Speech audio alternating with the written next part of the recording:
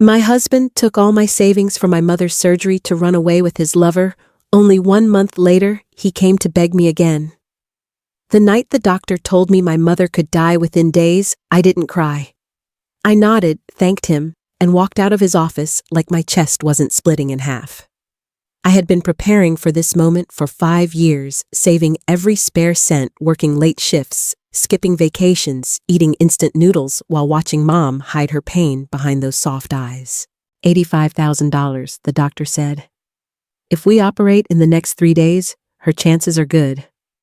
I told him I'd get it done. I had it. That money was my lifeline, hers too. That night, I left her hospital room after she fell asleep, her breathing shallow, her hand still clinging to mine like a child. I kissed her forehead and whispered, "Hang on, Mama. Just a little longer." The house was dark when I got home. Daniel wasn't there.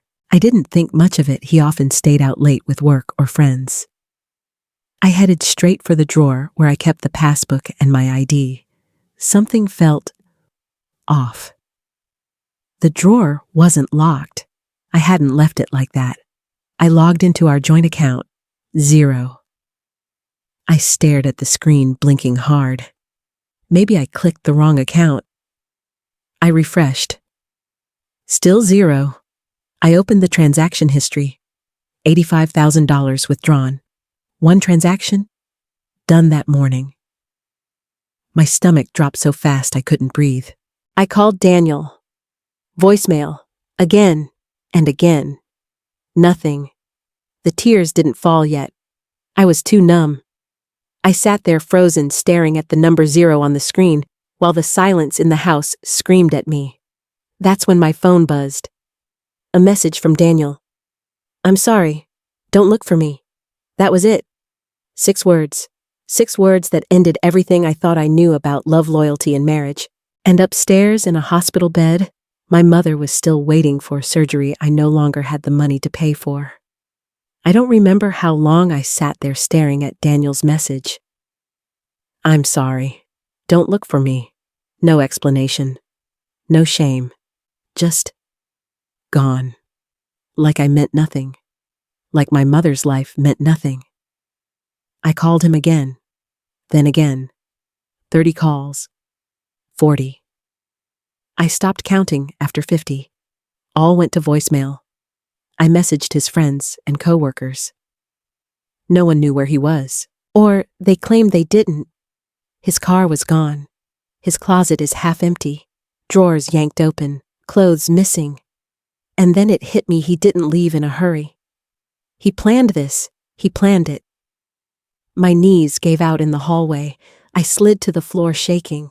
My entire body felt cold, like someone had poured ice water through my veins. I wanted to scream, but no sound came out. The money was one thing, but he knew about my mother. He knew. He had held her hand just last week, smiled, and told her not to worry, that we were saving up, that she would be okay. He looked her in the eyes and lied. And then I found the loan papers.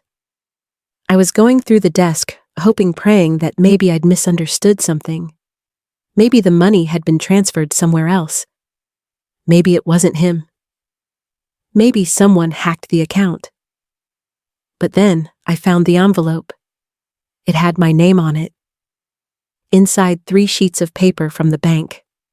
Loan approval, $70,000. My name, my social security number, my signature, except it wasn't my signature. It was a bad copy, a messy imitation. But enough to pass. He had forged it. He had taken out a loan in my name, $70,000 of debt on top of the $85,000 he stole. I was shaking so badly the paper crumpled in my hands. I couldn't breathe. My ears rang. The room spun. I crawled to the bathroom and threw up until my throat burned. He didn't just abandon me. He destroyed me. And the worst part? My mother was still in that hospital bed, still waiting for the surgery I had promised would happen.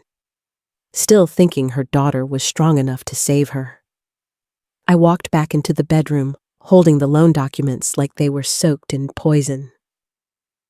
I looked around at the empty space where Daniel used to sleep. The scent of his cologne still clung to the sheets. I had been sleeping beside a stranger. No, a thief, a liar, a coward. I opened my phone and stared at his message again. I'm sorry. Don't look for me. I whispered into the silence. You'll wish I didn't. I thought losing the money was the worst part, but nothing prepared me for what came next. I called everyone I knew, friends I'd grown up with, coworkers I'd helped cover shifts for, neighbors I used to cook dinner for when their kids were sick. I begged. I pleaded. I swallowed every ounce of pride I had left. I'm so sorry, Nina. I really can't get involved. That's a lot of money. And with your debt now, maybe try a church or a GoFundMe. Every rejection hit like a slap. I wasn't even asking for the full amount, just anything to help me get closer. But all I got were soft voices, guilty eyes, polite ways of turning away. The word spread fast. Suddenly, people who used to greet me in the hallway crossed the street. Coworkers stopped inviting me to lunch. Everyone treated me like I had a disease, like debt was contagious. I stayed up 3 nights in a row filling out paperwork for a charity fund that helped families with urgent surgeries. I wrote every detail: how Mom raised me alone, how she used to work 2 jobs to keep food on the table, how I had been saving for this surgery for years. I submitted everything, waited. The rejection email came the next morning. We regret to inform you that due to your current credit profile and active personal loan liabilities, we are unable to approve assistance at this time. I stared at the screen for a full minute. Then I started laughing. The kind of laugh that only comes when your world is burning and all you can do is stand in the ashes and watch. That night at the hospital, I sat by Mom's bedside. Her skin was pale, her breathing faint, her lips barely moving. I held her hand and told her everything was going to be okay. I lied through my teeth. She stirred just a little and her eyes fluttered open. Don't cry, sweetheart, she whispered, barely audible. It's okay. Don't worry about me. I buried my face in her hand, trying to memorize every line, every wrinkle. I told her I loved her, again and again. Like maybe if I said it enough, it would anchor her here. But by morning, she was gone. Just like that. No surgery, no second chance. All I had left was a cold hospital room, a bill I couldn't pay, and a promise I couldn't keep. I walked out of that hospital alone, a daughter with no mother, a woman with no husband, and a soul with nothing left to give. I don't remember how I got home from the hospital. One minute, I was signing release forms with hands that wouldn't stop shaking. The next, I was standing in my living room, staring at the framed photo of my mother on the shelf. Her smile frozen in time, eyes full of the kind of warmth the world doesn't make anymore. I dropped to my knees. Not slowly, not gracefully. I collapsed. Like my legs had finally given out under the weight of it all. One hand clutched the envelope loan documents still inside, now wrinkled, smudged with fingerprints and dried tears. The other reached for her photo. My fingers traced the edge of the frame like touching it could somehow bring her back. I pressed it to my chest and let out a sound I didn't recognize. Something raw, animal, ugly. This wasn't grief. This was something deeper. Grief has an end. This felt endless. My mother was dead. My husband had vanished with every cent I had. I was now 70 years in debt for a loan I never took, and all I had left was a quiet house that still smelled like his cologne and a bank balance that mocked me with a single, cruel number 0. I had no more tears, just silence. Thick, suffocating silence that crawled into every corner of the room and reminded me that no one was coming. Not to save me, not to hold me, not even to say, I'm sorry. I sat on the floor for hours, frozen breathing in that silence, letting it settle inside me. Because what else was there? No husband, no mother, no money. Just my name tied to a debt that wasn't mine, and a promise I couldn't keep to the one person who never stopped believing in me. I whispered into the dark, I'm so sorry, Mom. And then the silence answered. Grief has a way of numbing you. At first it steals your breath, then your sleep, then your sense of time. I didn't eat. I didn't speak. I barely moved. For 3 days, I sat in that same spot on the living room floor, surrounded by silence and failure. Bills piled up in the mailbox, missed calls blinked on my phone. The world moved on, but I didn't. Then on the 4th day, something shifted. It wasn't dramatic. No lightning bolt, no voice from the heavens, just a memory. My mother's voice, not her last words, but something she used to say when I was younger after Dad walked out on us. When someone breaks you, baby, you don't glue yourself back together. You build something new, stronger, sharper. And suddenly, I knew what I had to do. I was an accountant. I wasn't helpless. I wasn't stupid. And I damn sure wasn't done. I got up, showered, cleaned the kitchen, opened my laptop. First, I pulled all the bank statements from the last 6 months, highlighted every suspicious withdrawal, every login Daniel made from his phone, every transfer timed right before he worked late. Then the forged loan application. I found the scanned signature the bank had on file. It was shaky too, round too slow. I pulled up my tax forms from the last few years and printed copies of my real signature. I started building a side-by-side comparison. Dates, strokes, angles, even a layman could see it wasn't mine. Next, I went digging through our shared cloud account. He never changed the password. Photos, videos, screenshots of him and her. A woman half his age posing in hotels we could never afford unless you were spending someone else's savings. I screenshotted everything. And then, almost like fate, I found the recordings. I'd saved them from when our marriage was falling apart. Arguments I'd recorded for my own safety, back when I still thought I might need proof for counseling, or God, I don't know, divorce one of them. Daniel laughing over drinks, bragging to a friend on speakerphone. Nina doesn't even know what she's worth. Women like her just sit there, save money, and hope their man does the right thing. I labeled every file, created folders, backed it all up, every receipt, every lie, every betrayal. I didn't cry while doing it. I didn't scream. I didn't feel broken anymore. I was focused. I was prepared, and for the first time in weeks, I felt something real control. The day I walked into the lawyer's office, I wasn't the same woman who had collapsed on her living room floor. I wasn't the grieving daughter. I wasn't the abandoned wife. I was a storm, and I was carrying evidence like thunder in my briefcase. Her name was Marissa Kent, top of her field.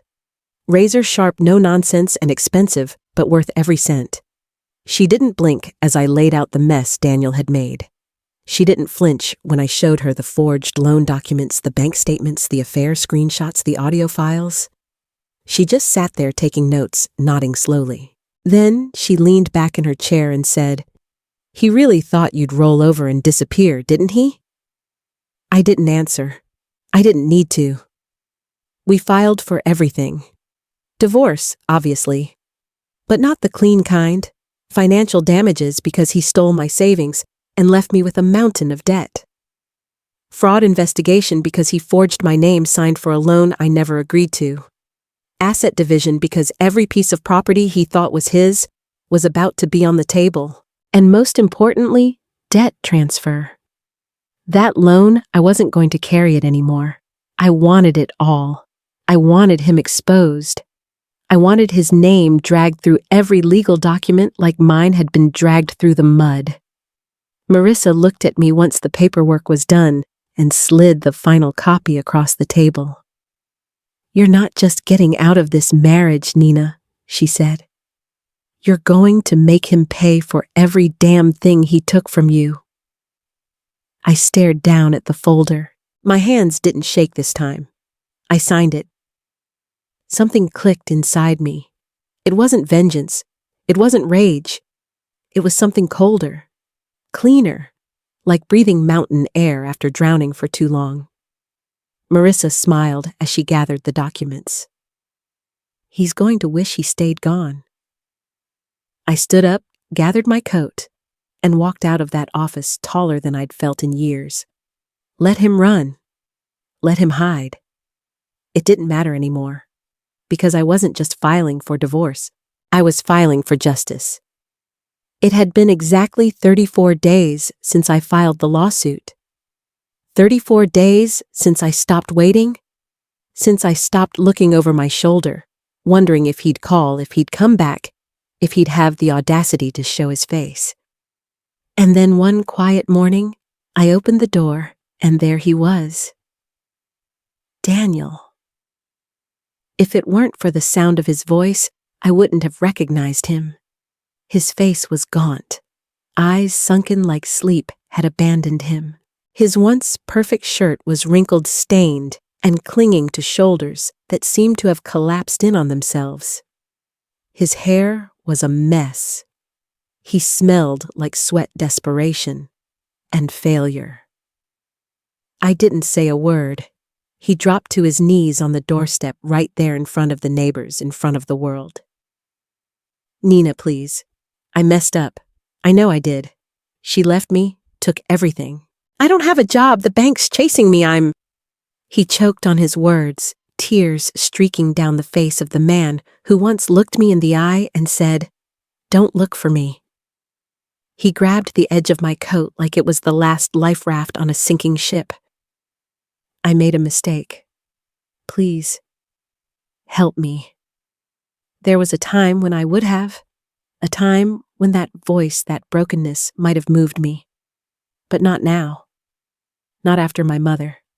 Not after the lies, the theft, the silence. I didn't scream. I didn't slam the door. I didn't curse him out like the TV dramas do. I simply turned around, walked into the kitchen, and poured him a glass of water. He took it with trembling hands, grateful. Hope blooming in those tired eyes. That's when I placed the envelope next to the glass. A clean, crisp, court-stamped summons. "You took everything from me, Daniel," I said, calm as glass. "Now it's my turn." He froze.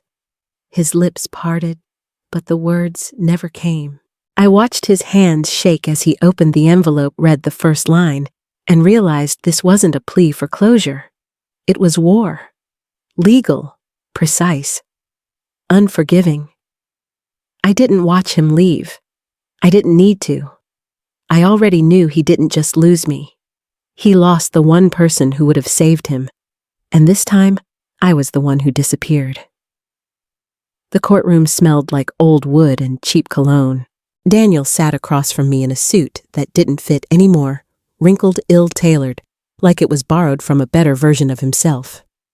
He kept glancing over, hoping for a flicker of softness, maybe a twitch of the mouth, a crack in the armor. He got nothing. Not because I was angry, because I was done. The judge entered. We all rose. The air was stiff tight. My lawyer, Marissa, sat beside me calm as ice, flipping through folders, like she already knew how this would end. Then Daniel's attorney stood up. "Your Honor, my client deeply regrets his actions. He was under immense stress. His behavior, while clearly irresponsible, was not malicious. He was lost, misguided, emotionally unstable, and at the time, he genuinely believed the funds were part of the marital estate." Daniel chimed in, voice cracking on cue. "I wasn't thinking straight. I thought she'd understand. I didn't mean to hurt her." He looked at me again. Still, I didn't flinch. Marissa didn't even look up. She just reached into her folder, pulled out a flash drive, and handed it to the bailiff. "We'd like to submit audio evidence, Your Honor, from a phone recording made during the defendant's affair when he didn't know he was being recorded." The judge nodded. The room hushed. The playback began. Daniel's voice, casual, cocky, a little drunk. "What's hers is mine. That's what marriage is for, right? She saves, I spend. It's all legal in the end." A beat of silence. Then murmurs. One juror's face twisted. The judge's brow furrowed. Daniel's mouth parted slightly like he wanted to deny it but couldn't. Not when his voice filled the room like smoke. The judge raised a hand. "That's enough!" He adjusted his glasses, then looked directly at Daniel. "Mr. Whitmore, this is not only a betrayal of your spouse, it is by definition calculated financial fraud. You did not act impulsively. You acted deliberately." Then he turned to me. "Ms. Whitmore, you are hereby absolved of all responsibility for the $70,000 loan. It is to be fully transferred to the defendant. In addition, Mr. Whitmore is ordered to pay $100,000 in damages with assets frozen pending further investigation." I didn't cry. I didn't smile. I just nodded. Because I hadn't come for revenge. I came for justice. And I got it. The apartment was small, but sunlight spilled through the windows every morning, like it had been waiting just for me. There were no echoes of slammed doors, no scent of cologne I hadn't worn. Just peace, plain and simple. I started a new job at a small accounting firm across town. Nothing flashy, nothing big, but it was mine. Every number, every file, every client, I built it back from scratch. Each evening, I'd come home, kick off my shoes, and sit by the window. That's where I placed her photo, my mother still smiling, like she knew I'd find my way out. Next to it, the framed court ruling. A single piece of paper that said, "You were right. He was wrong. And now it's over."